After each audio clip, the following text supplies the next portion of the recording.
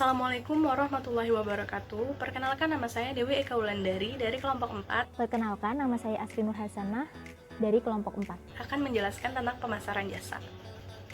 Yang pertama, ada definisi jasa. Jasa sering dianggap sebagai suatu keadaan yang kompleks.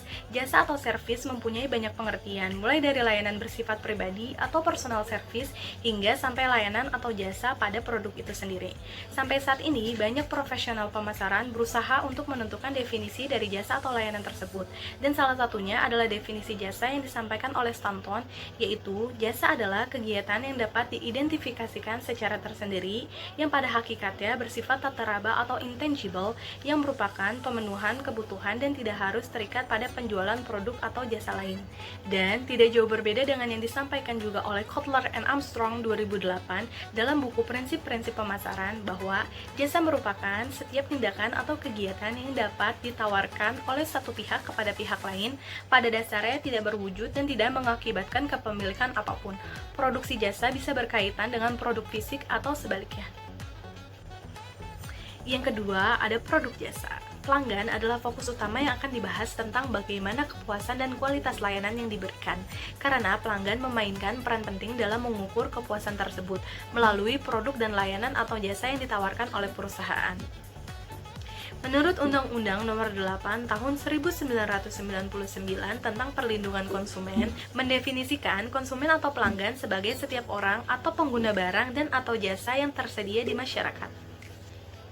Dengan kata lain, pelanggan adalah seseorang yang secara terus-menerus dan teratur mengunjungi suatu tempat untuk memuaskan keinginan dengan harapan memiliki atau mendapatkan sesuatu layanan dengan membayar produk atau jasa yang diberikan. Layanan atau jasa dapat dibagi menjadi 3 kelompok berdasarkan kesamaan layanan yang dihasilkan. Antara lain, yang pertama, layanan jasa murni atau pure service adalah layanan yang diklasifikasikan sebagai komunikasi berkualitas tinggi tanpa inventarisir apapun. Misalnya, seorang ahli bedah yang memberikan perawatan dan layanan khusus ketika klien tersedia. Yang kedua, ada layanan semi produksi atau quasi manufacturing service. Layanan ini memiliki tingkat komunikasi yang rendah dan memiliki kesamaan dengan produksi, sehingga konsumen tidak harus menjadi bagian dari proses produksi layanan.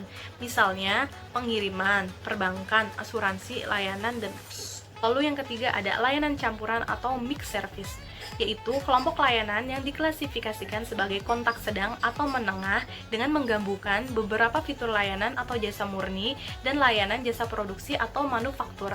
Contohnya seperti layanan ambulans, bengkel, dry clinic, truk pemadam kebakaran, dan banyak lagi.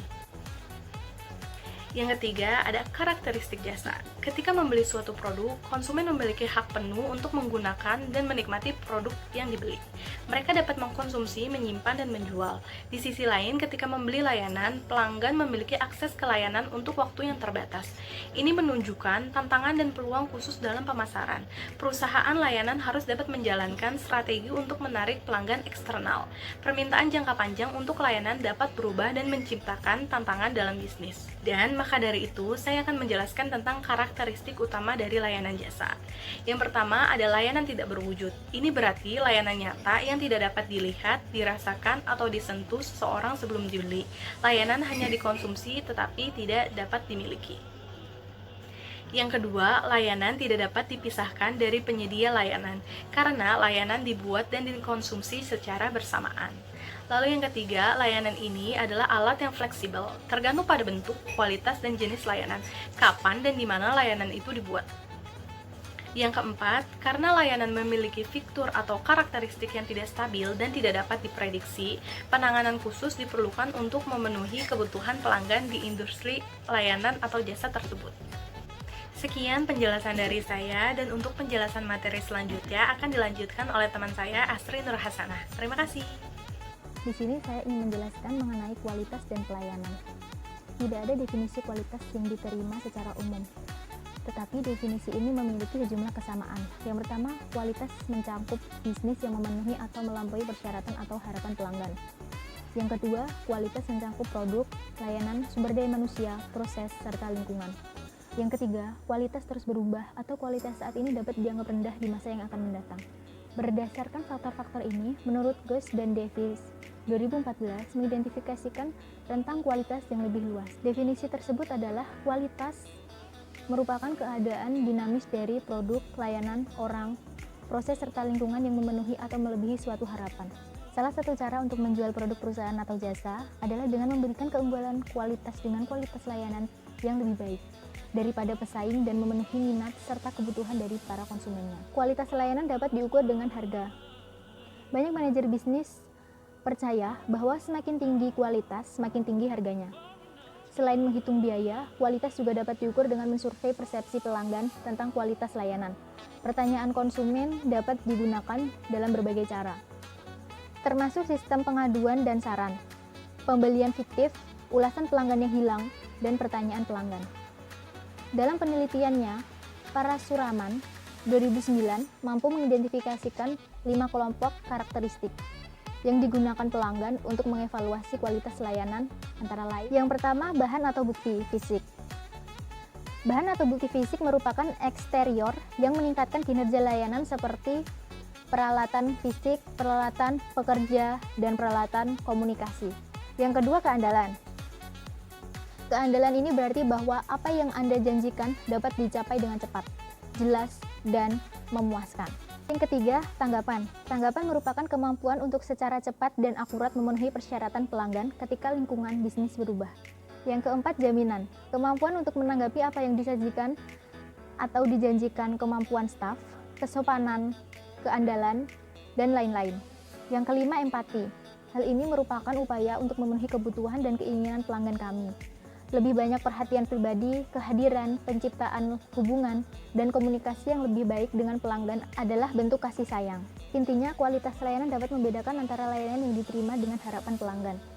Parasuman 2009 mengidentifikasikan 5 kesenjangan dalam kegagalan pengiriman layanan atau jasa, antara lain: 1. Perbedaan antara harapan konsumen dan persepsi manajemen. Manajemen tidak selalu merasakan apa yang diinginkan pelanggan. Misalnya, guru mungkin berpikir bahwa siswa menginginkan taman walaupun mereka lebih fokus pada integritas dan kebersihan ruang kelas. Yang kedua, persepsi manajemen dan karakteristik kualitas layanan. Manajemen mungkin merasakan apa yang diinginkan klien, tetapi manajemen tidak menetapkan kriteria kinerja tertentu. Misalnya, administrator rumah sakit yang tidak menghitung seberapa cepat layanan diklasifikasikan, tetapi meminta perawat untuk memberikan layanan darurat tanpa menentukan berapa lama layanan harus diklasifikasikan pada suatu situasi. Yang ketiga, perbedaan antara spesifikasi kualitas layanan dan layanan atau jasa itu sendiri. Karyawan perusahaan tidak dilatih atau dipekerjakan dan mungkin tidak memenuhi kriteria yang ditentukan. Yang keempat, perbedaan antara hantaran layanan atau penyampaian dan komunikasi eksternal. Pernyataan perwakilan dan iklan perusahaan dipengaruhi oleh harapan konsumen jika ruangan yang indah terdaftar pada brosur rumah sakit, tetapi pasien datang dan pasien menganggap kamar itu murah dan kotor. Kontak eksternal dapat melanggar persyaratan klien. Yang kelima, perbedaan antara layanan yang diakui dengan yang diharapkan. Kesenjangan ini terjadi ketika konsumen mengukur kinerja atau mencapai perusahaan dengan cara yang berbeda dan salah memahami kualitas layanan. Dokter terus mengunjungi pasien dan menyampaikan kekhawatiran, tetapi pasien dapat menafsirkan ini sebagai tanda masalah penyakit. Saya ingin membahas tentang isu mengenai kepuasan konsumen. Hakikatnya, tujuan bisnis adalah untuk menciptakan dan mempertahankan pelanggan. Dengan pendekatan TQM atau Total Quality Management, kualitas ditentukan oleh klien. Oleh karena itu, semua upaya untuk meningkatkan kualitas manajemen difokuskan pada satu tujuan utama, yaitu kepuasan pelanggan. Ada beberapa manfaat untuk kepuasan pelanggan.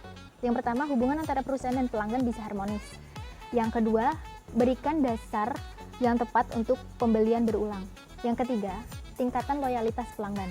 Yang keempat, buat ulasan bermanfaat untuk perusahaan. Yang kelima, reputasi perusahaan baik untuk pelanggan. Yang keenam, peningkatan laba. Harapan pelanggan ini sendiri dibentuk oleh pengalaman masa lalu, komentar dari kerabat, janji, dan informasi pemasaran dan saingannya. Kualitas layanan dipengaruhi oleh 2 variabel. Yang pertama, layanan yang diterima. Yang kedua, layanan yang diharapkan.